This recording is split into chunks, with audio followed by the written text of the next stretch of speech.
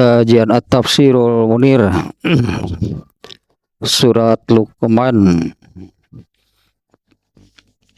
yang kemarin selesai ya bagian 4 yang isinya ya tentang Luqman itu di bagian keempatnya ayat 12 sampai ayat 19.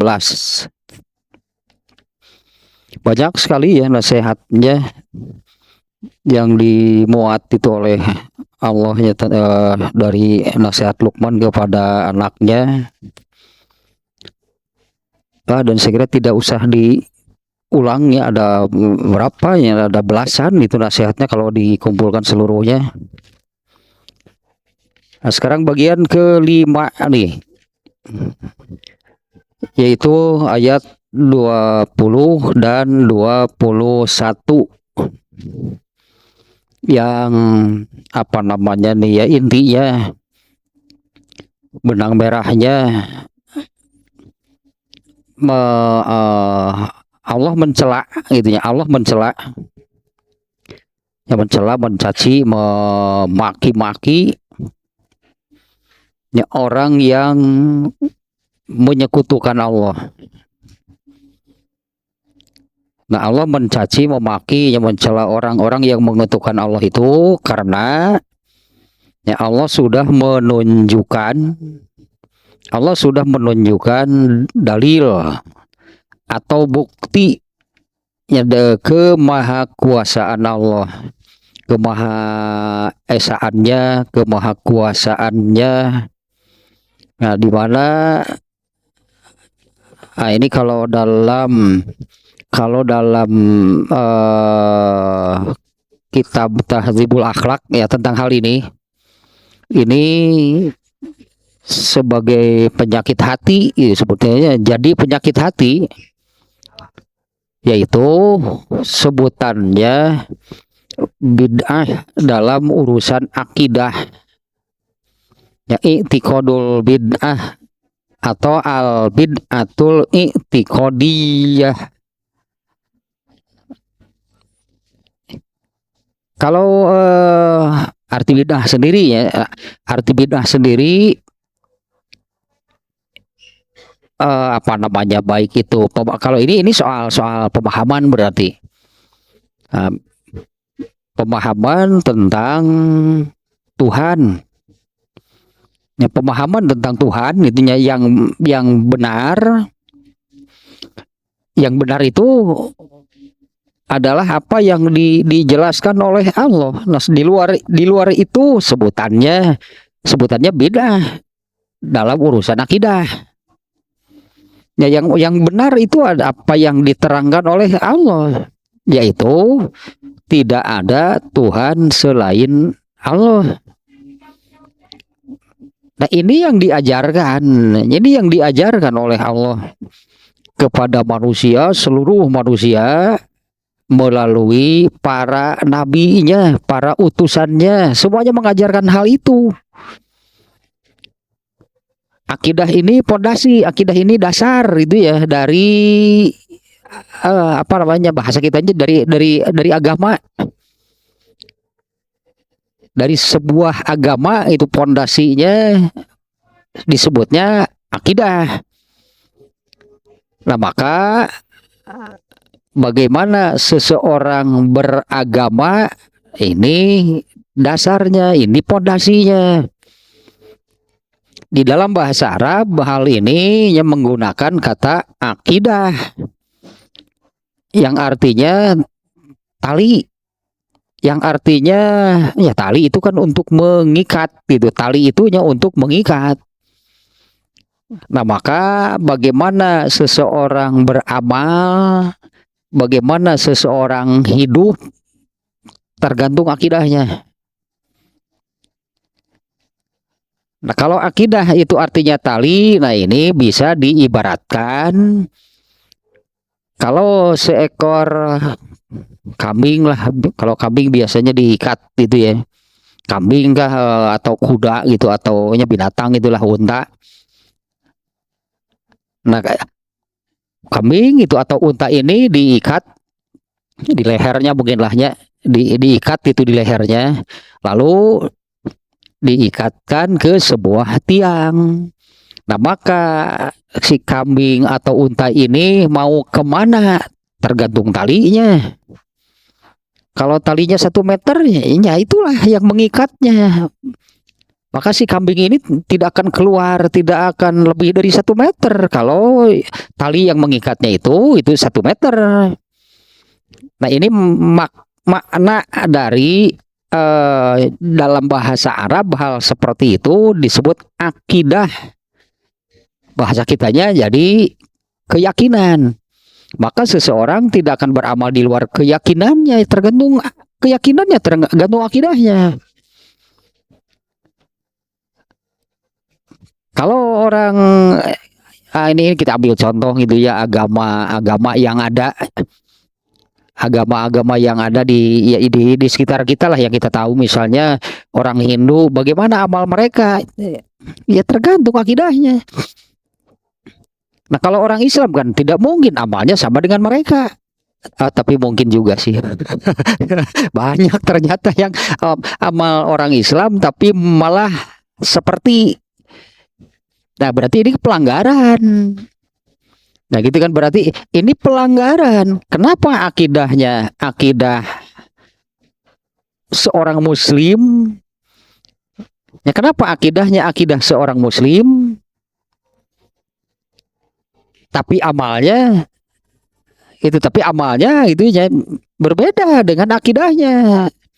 Nah, ini terjadi dan sangat banyak gitulahnya terjadi hal ini. Nah, karena tidak sesuai, berarti antara amal dengan antara amalan itu dengan akidah ini tidak sesuai. Nah, ini pelanggaran. Kalau selain muslim, ya sebutannya orang yang beragama Islam muslim. Kalau seseorang itu yang bukan muslim, mereka pasti musyrik. Selain muslim pasti musyrik. Kalau orang Islam itu kan akidahnya itu yang ini yang dari Allah kan. Kalau orang Islam akidahnya itu yang dari Allah, yaitu tidak ada Tuhan selain Allah. Nah, kalau bukan Islam akidahnya seperti apa? Nah, contohnya tadi ya. Yang saya tahu sih nggak terlalu banyak juga ya yang saya tahu ya. Misalnya gitu ya, misalnya yang saya tahu di dalam agama Hindu kan sebutannya dewa, kayak apalah itu hanya sebutan. Tapi itu ya Tuhan itu kan. Ada dewa anu, dewa anu, dewa anu. Nah, itu kan akidah mereka. Lalu amalan mereka seperti apa? Ya sesuailah dengan akidahnya, dengan keyakinannya. Dan menurut Allah yang seperti itu adalah syirik. Itu ya, yang menurut Allah itu adalah syirik. Dalam arti kan syirik itu kan menyekutukan Allah. Bahasa menyekutukan itu artinya kan bersekutu pasti lebih dari satu. Mana ada bersekutu hanya satu. Bersekutu apa namanya, berserikat, bersekutu gitulahnya, bahasa ini mana bahasa kan berserikat, bersekutu kan lebih dari satu berarti. Nah, di mata Allah gitu katakannya, atau Allah menetapkan ini Allah yang gitu, Allah yang sesungguhnya Allah itulah Tuhan satu-satunya. Itu kan ajaran Allah, la ilaha illallah, tidak ada Tuhan selain Allah. Nah, kalau Islam itu akidahnya, itu keyakinannya. Tapi kalau yang bukan Islam banyak dan semuanya pasti menyekutukan Allah. Semuanya pasti menyekutukan Allah ya nih, agama apapun itu akidah mereka demikian. Nah, dalam hal ini ya, kalau tadinya dalam kitab Tahdzibul Akhlak ini sebutannya i'tiqadul bid'ah atau al bid'atul i'tiqadiyah, bid'ah dalam urusan akidah. Kalau bidah dalam urusan ibadah misalnya nih, kalau bidah dalam urusan ibadah, ini orang Islam berarti pelakunya orang Islam. Kalau orang luar Islam mah udah nggak ada sebutan bidah bagi mereka dalam urusan amal. Nah, bidah dalam urusan ibadah yaitu Islam sudah menetapkan cara ibadah itu seperti apa nih di dalam Islam. Itu Allah juga yang menetapkan. Cara beribadah di dalam Islam seperti apa? Allah yang menetapkannya, Nabi yang mengajarkannya. Nah, kalau ada amalan yang bukan dari Nabi, nah ini namanya bid'ah dalam urusan amal. Nah, kalau ini bid'ah tina akidah nak kene atuh hese gitu. Bid'ah sejak dari urusan akidahnya. Nah, kalau bidah dalam urusan akidah, musyrik pasti jatuhnya gitu ya. Yang benar itu adalah tidak ada Tuhan selain Allah. Kalau bukan yang ini, itu namanya bidah. Kalau ini dari Allah, yang mengajarkan kepada manusia bahwa tidak ada Tuhan selain Allah itu siapa? Allah sendiri yang mengajarkannya melalui para nabinya. Nah, kalau tentang Tuhan bukan yang diajarkan oleh Nabi, di zaman Nabi pun sudah ada yang demikian. Ya, di zaman Nabi pun sudah ada yang demikian. Misalnya orang-orang jahiliyah yang menyembah berhala. Tuhan bagi mereka ternyata berhala banyak. Nah, itu dari mana?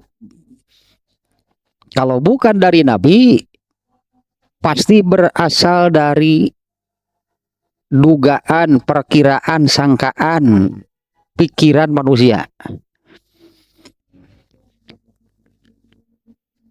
Kalau orang di apa namanya, di kalangan kaum musyrikin Mekah,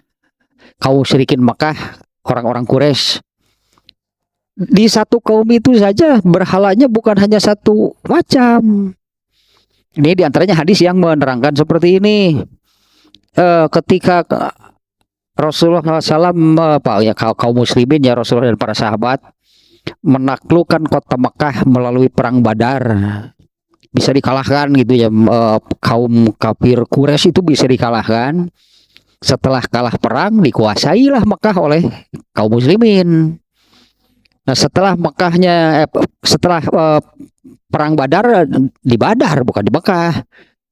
Setelah perang Badar, kaum musyrikin kalah, berarti Mekahnya dikuasai. Pertama kali Rasulullah SAW datang ke Mekah nih setelah penaklukan Mekah, ternyata Rasulullah mendapati di sekitar Ka'bah itu ada 360 berhala, bukan hanya satu dua. Kenapa bisa begitu banyak? Karena Quraisy, sebutan Quraisy ini gabungan, bukan hanya satu kabilah. Kalau sekarang mungkin sebutannya Uni Emirat Arab, itu gabungan dari Emirat gitulahnya, bergabung jadi Uni Emirat Arab. Dulu ada Uni Soviet, ternyata kan gabungan dari beberapa negara. Jadilah satu negara lah, satu negara besar, sebutnya Uni Soviet. Nah, ini Quraisy itu gabungan. Nah, masing-masing yang bergabung ini punya berhalanya sendiri. Semuanya disimpan di Ka'bah. 360 buah berhalanya. Dari mana? Kenapa bisa beda? Ini beda-bedanya 360 ini beda-beda. Kalau kabilahnya Abu Lahab, Abdul Muthalib, ini yang paling terkenal. Berhalanya itu Lata, Uzza, Manat. Itu satu kabilah. Ini saja sudah yang disebut 3 itu sebetulnya banyak. Lata, Uzza, Manat tadi di Al-Qur'an ya disebut nurut tama. Nah, kabilah-kabilah yang lain entah namanya apa, entah bentuknya seperti apa, tapi semuanya berhala-berhala itu berdasarkan pikiran manusia. Tak itu bidah urusan akidah gitu. Bidah urusan Tuhan. Yang benar ya Allah sendiri, itu yang benar itu yang dari Allah. Yaitu tidak ada Tuhan selain Allah. Nah, pikiran manusia ini juga sudah beberapa kali dia saya sampaikan karena ini ayatnya tentang hal tersebut nih ya. Di mana ayat ini kan kalau ayat 20 dan 21 nih ya. Benang merahnya adalah ini apa namanya tadinya cacian, makian gitu dari Allah kepada orang-orang yang menyekutukannya, yang musyrik. Bahasa kita lebih mengenal musyrik kan ya, orang yang musyrik. Kalau musyrik mah itu urusan akidah. Yang musyrik itu urusan akidahnya, pelanggaran urusan akidah, urusan ketuhanan, bukan pada amal. Kalau amal itu sudah itu amal. Kalau amal itu di tahap berikutnya. Kalau akidahnya sudah syirik, amalnya nanti akan menunjukkan itu bahwa dia ini berakidahkan syirik. Karena apa yang diamalkan itu tidak akan lepas dari talinya tadi, tidak akan lepas dari apa yang ada di dalam hatinya. Kalau seseorang yang di dalam hatinya berakidahkan yang syirik, itu nanti akan muncul pada amal. Ini contoh yang tadinya yang ini juga saya nggak tahu banyak juga sih sebetulnya nih ya. Ini misalnya kalau di Hindu Bali, ternyata Hindu di Bali dengan di India juga jauh berbeda. Dewanya di India juga ternyata dewanya banyak. Ada satu kelompok Hindu yang dewanya itu ular, ada yang buaya, ada yang monyet, ada yang sapi. Sehingga di India ini kalau di dalam agama Islam ini apa namanya musim kurban di India mah ramai wae itu karena muslim sapi oleh muslim disembelih, sementara oleh mereka itu adalah Tuhan. Udah ramai wae teh. Nah, ini satu agama Hindu saja ternyata beda-beda. Bahkan ada yang dewanya tikus. Ini di India itu ada yang dewanya tikus. Saya lihat sebuah tayangan lah gitunya. Satu kaum Hindu di India dewanya itu tikus. Tikus-tikusnya ini menghuni sebuah bangunan ya tempat ibadah. Penuh tikusnya. Nah, para penyembahnya ini sering mereka mempersembahkan ya makanan, minuman. Saya pernah melihat ada yang memberi satu wadah besar itunya susu bagi dewanya sih, bagi tikus. Begitu disimpan, wah tikusnya sampai penuh. Nah, sisanya itu diminum oleh pemiliknya. Kenapa bisa beramal demikian? Kan akidahnya. Itu kan akidahnya meyakini bahwa inilah Tuhan. Mereka merasa mendapat berkah. Minum susu bekas Tuhan. Alah, bekas Tuhan.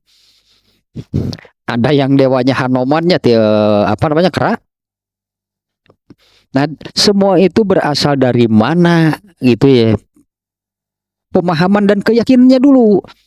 Kalau sampai menyuguhi tikus tadigannya, kemudian meminumnya setelah diminum oleh tikus, kan itu amal, berarti sudah jadi amal kan. Nah, yang membawa sampai kepada beramal demikian itu kan keyakinannya, karena menurut mereka itulah Tuhan, Tuhannya itu tikus. Nah, Allah mencacinya, memaki karena kalau di luar sebutnya, kalau di luar atau selain gitunya, di luar atau selain yang diajarkan oleh Allah pasti syirik, karena Allah mengajarkan tauhid. Tauhid de Maha Satu, tauhid de Maha Esa. Jadi ini kalimat la ilaha illallah, tidak ada Tuhan selain Allah, ini disebutnya kalimat tauhid. arti kata tauhid sendiri memahaesakan, bahasa kitanya ini benar nih, tepatlah terjemah demikiannya. Tauhid itu apa? Memahaesakan. Dan itulah yang benarnya, yang benar yaitu dari mana benarnya? Itu dari Allah, yang Allah ajarkan melalui para nabi, bahwa tidak ada Tuhan selain Allah. Nah, padahal untuk mengarah gitunya, untuk mengarah kepada tauhid ini Allah tunjukkan bukti-buktinya, diantaranya di ayat-ayat ini nanti nih ya, ayat 20 dan 21 nih ya. Yaitu itu melalui bukti tadinya bukti kemahaesaan Allah dan kemahakuasaannya, gitulah. Maha esa, maha kuasa. Maha esa itu kan artinya hanya satu, Tuhan tidak banyak, bukan dua, bukan tiga, apalagi banyak. Tuhan hanya satu. Itulah disebut tauhidnya memahaesakan. Nah, Allah menunjukkan kemahaesaannya bukan hanya melalui apa yang Allah ajarkan melalui para nabinya, para utusannya. Bahkan manusia pertama saja statusnya kan Nabi Adam. Apa sih? Kalau Nabi pasti membawa ajaran, artinya ya, kalau Nabi pasti membawa ajaran. Nah, Nabi Adamnya Nabi utusan Allah yang pertama, dia juga diberi ajaran yang harus diajarkan kepada umatnya. Nah, Nabi Adam punya umatnya. Ya punya, itu ayah berudakna berarti budak anak-anak dan cucunya. Eta umatnya diajari oleh Nabi Adam. Nah, diantaranya kan kisah yang terkenal tentang Allah memerintah. Allah memerintah melalui Nabi Adam agar anak-anaknya itu memberikan persembahan kepada Allah. Qabil dan Habil, itulah umat Nabi Adam. Mereka diajari tauhid, iya. Nah, Allah memerintahkan melalui Nabi Adam agar umatnya ya, Qabil dan Habil memberikan persembahan kepada Allah, kan dilaksanakan oleh mereka. Artinya mereka percaya. Dilaksanakan. Hanya kalau Habilnya dia melaksanakannya dengan kesungguhan, dengan maksimal, memberikan yang terbaik kepada Allah, diterima persembahannya. Kalau Qabil dia melaksanakan, tapi nah itulah asal-asalan, tidak ada kesungguhan, tidak maksimal. Kalau Habil dia ini diberi penghidupan gitunya oleh Allah berupa beternak. Kalau Qabil penghidupan dari Allahnya bercocok tanam. Ketika disampaikan oleh Nabi Adam, Allah memerintah berkurban. Dalam artinya kurban itu memberikan persembahan kepada Allah, dilaksanakan. Habil memilih, kalau ternak kambing itu Habil memilih kambing terbaik yang dia miliki, karena ini diminta oleh Allah. Persembahkanlah yang terbaik, diterima oleh Allah. Nah, sementara Qabil dia malah memilih yang jelek, milih nu baruruk, muncul orang mapiceuneun engkol wortel yang engkol wortel tinggal dipilih nu buruk, dipersembahkan kepada Allah, ditolak oleh Allah. Nah, tapi ini kan menunjukkannya bahwa mereka percaya apa yang diajarkan oleh nabinya, yang dalam hal ini kan bapaknya sendiri, Nabi Adam. Sama sebetulnya, dari nabi pertama sampai nabi yang terakhir, Allah mengajarkan demikian karena pemahaman atau ilmu tentang Tuhan yang benar itu adalah dari Tuhan sendiri, yaitu Allah. Kalau melalui pencarian, kalau melalui kemampuan akal manusia, ya seperti itulah buktinya. Ada yang tikus dewa Tuhannya, ada yang buaya, ada yang ular, ada yang sapi. Ada yang pohon, ada juga yang Maradona. Kan aya agama Maradona. Itu di Argentina tuh begitu bahasa kitanya kan begitu mendewakan gitu sosok Maradona sebagai dewa bola disebutnya. Iya sih kalau skill main bolanya, tapi kok sampai dijadikan sebuah agama nih. Agamanya agama Maradona disebutnya. Entah sekarang masih ada atau enggak, karena dewanya juga sudah nggak ada sekarang. Dewanya juga sudah mati. Pernah saya lihat tayangannya ada gitu, sampai sekelompok orang di Argentina memunculkan agama Maradona dengan ritual yang mereka buat sendiri. Nah, itulah akal manusia. Padahal jadi ayat ini itu nanti ya. Padahal di ayat ini Allah menunjukkan siapa Tuhan, bukan siapa dulu lah, tentang kemahaesaannya. Karena Allah menunjukkan bahasanya apanya? Allah menunjukkan, Allah mengarahkan manusia kepada tauhid, kepada keyakinan bahwa Tuhan itu hanya satu gitu ya. Nah, Allah itu mengarahkan ke sana. Bukan hanya melalui ajaran yang dibawa oleh para utusannya, oleh para nabi, bukan hanya melalui ajaran, tapi melalui bukti. Buktinya apa? Ini yang disebut dengan ayat kauniyah. Ayat kauniyah itu adalah semua makhluk ciptaan Allah. Semua makhluk ciptaan Allah itu menunjukkan sebetulnya kemahaesaan dan kemahakuasaan Allah. Kalau manusianya yang benar-benar nih, sebutannya yang benar-benar. Kalau manusia yang benar-benar menggunakan akalnya, menafakuri itunya, tadabur alam, iya gitu. Kalau benar-benar menggunakan akalnya, menafakuri alam raya adanya, jangan seluruhnya lah, nggak akan kepikiran satu saja. Satu makhluk Allah misalnya tafakuri, tadaburi hingga mendalam, muaranya melakukan demikian akan sampai kepada benar gitu. Tuhan itu maha kuasa. Akan sampai kepada intinya, akan sampai kepada mustahil. Semua yang ada di alam raya ini, baik satuan-satuannya gitulah ya. Misalnya kalau binatang saja ada berapa macam jenisnya. Binatang itu jenisnya ada berapa macam. Ya dari yang terkecil sampai yang terbesar. Yang terkecil mah ya sebenarnya kuman, bakteri itu binatang bukan sih? Kalau kuman, bakteri kan hidup. Makhluk hidup mah manusia, tumbuhan, binatang. Nah kalau bakteri, kuman itu masuk kategori mana?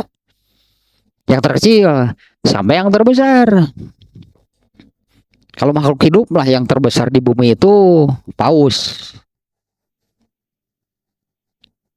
Ikan paus itu makhluk hidup terbesar yang ada di bumi. Dalami satu saja. Sampainya jadi seolah-olah mau mendalami itulah ayat-ayat kauniyah makhluk Allah yang manapun nih, yang binatang saja jumlahnya sangat banyak. Tumbuhan jumlahnya sangat banyak, belum ciptaan-ciptaan yang lainnya. Semuanya mau mempelajari yang manapun akan mengerucut dan bermuara kepada satu kesimpulan yang sama, yaitu mustahil di makhluk-makhluk ini ada dengan sendirinya. Mustahil semuanya ini muncul tiba-tiba. Pasti ada yang menciptakannya, pasti ada yang mengadakannya. Siapa? Pasti yang maha maha kuasa, maha berilmu, karena ternyata luar biasa kan, satu makhluk ini kan luar biasa gitu, hasil ciptaannya ini luar biasa. Ini pasti nih yang menciptakannya yang maha, kalau ilmu nih maha berilmu, benar-benar tanpa batas, benar-benar maha kuasa. Nah, sampai muaranya sama melalui ayat kauniyah ya, melalui ayat kauniyah yang manapun lah yang ada di alam raya ini, muaranya sama, bahwa mustahil, mustahil makhluk ini, mustahil alam raya ini muncul dengan sendirinya tanpa ada yang membuatnya, itu mustahil. Nah, akal manusia melalui dalil, itu sebetulnya dalilnya, melalui dalil, melalui bukti-bukti tersebut, akal manusia akan sampai kepada kesimpulan bahwa yang barusan ya, di balik semua alam raya ini ada yang maha kuasa sebagai penciptanya. Mustahil alam raya ini jadi sendiri, jadi kumaneh cek bahasa Sunda muncul jadi itu tiba-tiba, akal nggak tidak bisa menerima. Nah, melalui ayat kauniyah inilah sebetulnya tadi, kalau manusia yang benar-benar nih menggunakan akalnya akan sampai ke sana, bukannya mencari Tuhan yang kemudian menemukan Tuhan-Tuhan gak jelas. Ya sudah, Tuhan-Tuhan gak jelasnya seperti yang tadi, masa sih Tuhan itu tikus? Itu salah satu contoh, masa sih Tuhan itu yang seperti itu?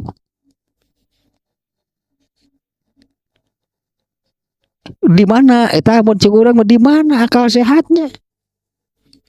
Nah, kalau yang benar-benar menggunakan akalnya sesuai dengan fungsinya, jangan mikir, mikir deh. Coba gunakan. Nah, kalau di Quran kan banyak yang menyentil akal. Bukankah kamu ini punya akal? Kenapa kamu tidak berpikir? Tuh di Quran banyak. Justru kan itulah kelebihan manusia dibandingkan dengan makhluk yang lainnya, pada akalnya ternyata tidak dipakai. Ingin yang mudah-mudah gitulah. Ya, ingin yang mudah-mudah, hanya sekedar mengira-ngira, menduga-duga, oh ini Tuhan de tikus. Kumaha sih eta kesimpulan lebih ka kitu teh? Bagaimana sih jalan gitu kan? Bagaimana jalan pikirannya sampai kepada kesimpulan yang seperti itu bahwa bahwa tikus itu adalah Tuhan. Oh, Tuhan itu adalah ini tikus, kan aneh. Yakin? Coba kita tanya, yakin Tuhan itu yang itu? Gak akan ada jawabannya. Oh, yakin? Apa buktinya? Apa buktinya gitu ya? Nah, ini karena urusan akidah itu harus berdasarkan bukti, tidak cukup, tidak boleh hanya berdasarkan dugaan-dugaan pikiran manusia. Yang tadi itu semuanya dugaan pikiran manusia. Apalagi kalau dengan ayat nakli. Ayat nakli itu kalau di dalam agama Islam itu Al-Quran gitu ya. Al-Quran dan hadis, apalagi kalau dengan bukti tersebut. Tapi kan sejak dulu ini bukan hanya berlaku di dalam atau setelah adanya Islam, pada agama-agama sebelumnya pun orang-orang yang tidak mempercayai apa yang diajarkan oleh nabinya masing-masing itu pasti musyrik. Nah, kaum Nabi Nuh musyrik nggak? Pasti musyrik. Kaum Nabi Musa musyrik nggak? Firaun. Bahkan Firaun itu mengatakan saya Tuhan wah gitu. Iya ya Tuhan wah, saya Tuhan. Kan sampai seperti itu musyriknya. Kan Firaun kan mengatakan demikian kan kepada kaumnya, ana rabbukumul a'la, akulah Tuhan kalian yang paling tinggi. Kaum Nabi Lut, kaum manapun pasti kalau tidak berdasarkan apa yang diajarkan oleh nabi-nabinya itu pasti akidahnya, pemahaman tentang Tuhannya pasti salah. Jatuhnya musyrik. Jatuhnya menyekutukan Allah. Nah kalau contohnya di zaman Rasulullah SAW yang demikian itu kan ada apa sih sebutannya, ini nggak tahu disebutan agamanya apa sih mereka. Ada orang-orang jahiliyah sebutlahnya, orang-orang yang jahiliyah yang menyembah berhala, Tuhan mereka berhala. Kemudian ada lagi kaum Majusi yang meyakini Tuhannya api. Dari mana? Apa buktinya? Itu yang mereka tidak akan bisa menunjukkan. Nah, di ayat ini ya, Allah mencaci, memaki, apalagi lah itu bahasanya demikian lah ya. Allah mencaci, memaki orang-orang yang akidahnya, keyakinan tentang Tuhan, itulahnya yang keyakinan tentang Tuhan itu bukan berdasarkan apa yang diajarkan oleh Rasulullah, itulah kalau dalam Islamnya. Tentang Tuhan itu, tentang Tuhan bukan berdasarkan pemahaman yang diajarkan oleh Rasulullah. Nah di zaman Rasulullah masih hidup saja itu sudah ada kan dulu, yaitu orang jahiliyah yang menyembah berhala, kaum Majusi yang menyembah api. Mereka salah pemahaman tentang Tuhannya. Nah ya, yang seperti itu sampai hari kiamat Allah mencaci, memaki mereka, dan Allah menyebut atau Allah menetapkan untuk hal seperti itu dengan sebutan syirik, yang kalau terjemahnya mereka menyekutukan Allah. Apa sih arti menyekutukan Allah? Tadi yang namanya bersekutu itu berkumpul kan? Berkumpul gitu nah kalau dalam hal ini yang disebut menyekutukan Allah itu bahasa kitanya apanya yang enak nih, menyekutukan maknanya adalah menyejajarkan sejajar itunya, menyejajarkan Allah dengan yang lain. Padahal selain Allah itu semuanya ciptaan. Kan yang benar demikian. Selain Allah itu apapun gitulah, siapapun, yang bagaimanapun selain Allah itu ciptaan Allah semuanya. Nah menyekutukan itu berarti menyejajarkan Allah dengan salah satu ciptaannya. Kan demikian sebetulnya maknanya. Yang namanya syirik, menyekutukan Allah itu jadi menyamakan, dalam arti jadi sejajar.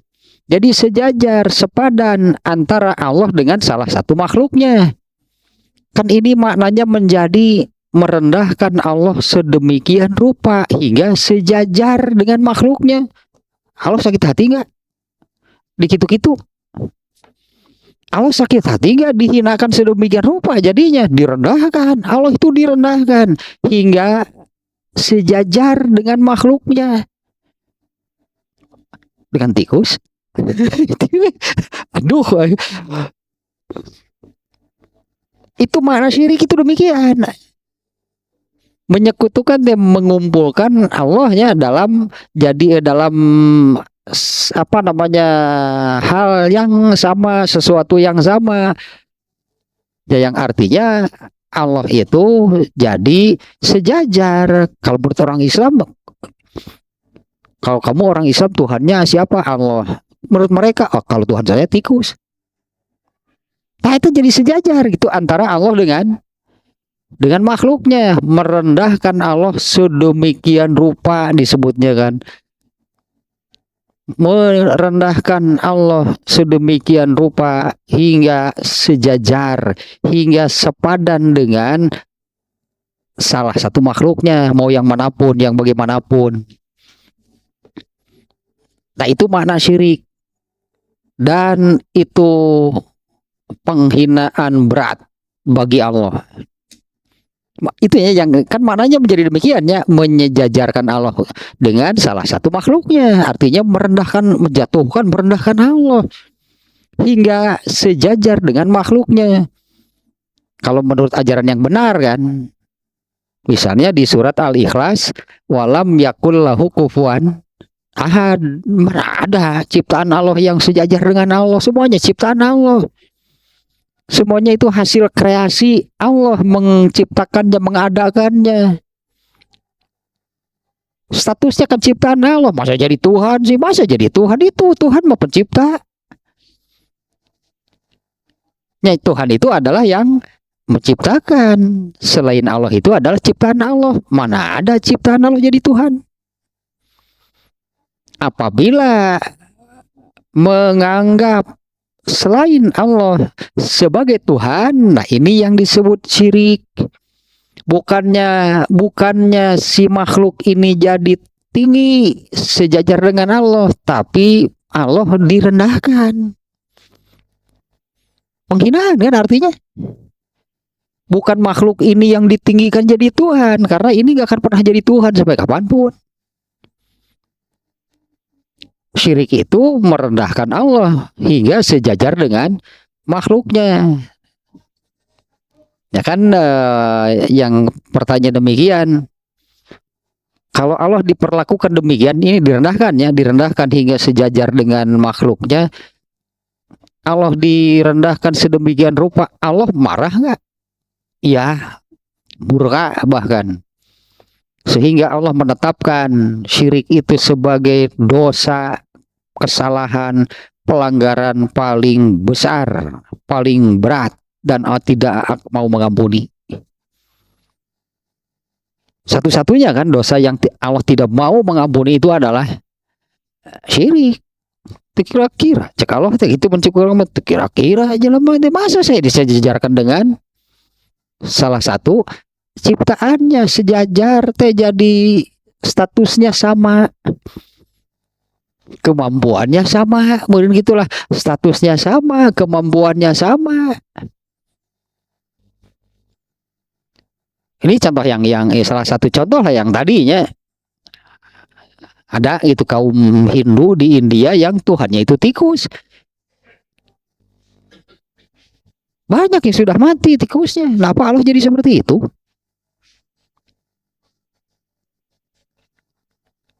Nah, padahal dengan ayat-ayat kauniyah, yaitu semua ciptaannya, kalau mau, nah ini masalahnya berarti.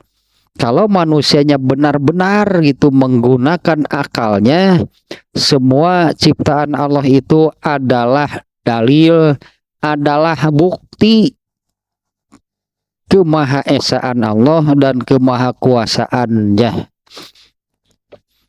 Ada dasar manusianya saja yang tidak menggunakan akalnya dengan benar tadi kan. Coba pakai akal sehat, kalau mungkin bahasa Indonesianya akal sehat gitu. Coba pakai akal sehat. Dulu misalnya kaum Majusi, benar, apa benar ini Tuhan itu yang ini? Apa ini ya? Apa benar Tuhan itu yang ini? Kira-kira mereka menjawab apa? Ada terus kio ya, tidak tuna. Yang ngejawab begitu dah. Ya terus kita dituna teh secara turun temurun teh kan mereka mendapatkannya kan secara turun temurun tanpa bukti. Tanpa bukti yang bahasa kitanya, tanpa bukti otentik, tanpa bukti yang valid. Yakin nih ini Tuhan itu yang ini. Sok tunjukkan itu mana buktinya. Demalaya karena itu ngejawab nate ada atas kieu ti pabrikna aja. Ada atas kieu ti dituna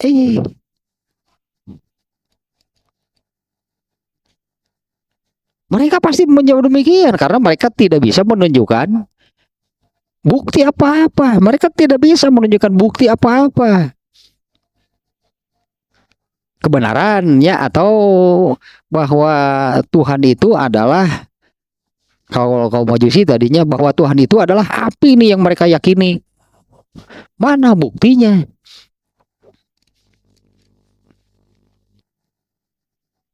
Sok ada, nggak usah berpanjang lebar lah, mereka nggak mau juga berpanjang lebar, langsung keluarkan jurus pamungkas datos kieu ti dituna jurus pamungkas. Selesai diskusi itu kalau sudah jawab seperti itu. Gak bisa dilanjutkan, terus mau ngomong apa lagi ya, terus kieu di dituna. Itu yang dimuat oleh Allah, dimuat tuh, itu kata-kata mereka. Kalau oleh Allah dimuat, nah ini nih nanti di ayat 21 nih, bahkan ini ayat 20 dan 21 kan nantinya. Ini di ayat 21 jawaban mereka demikian. Bal nattabi'u ma wajadna alaihi aba'ana. Kami hanya akan mengikuti apa yang kami dapatkan dari leluhur kami secara turun-temurun. Padahal itu kan, mana buktinya? Gak bisa menunjukkan. Kumaha tuh? Ada atas kieu dituna. Ya sejauh jawaban eta mang beres diskusi teh, mau bisa dituluykeun.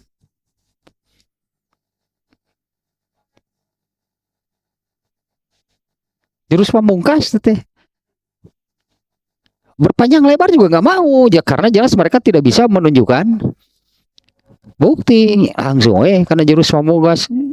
Ya inilah yang kami dapatkan dari leluhur kami, itu nanti di ayat 21 tuh kata-kata mereka demikian. Inilah yang kami dapatkan dari leluhur kami. Nah sementara itu kan bukti, dalil, hujah, apalah sebutannya ya.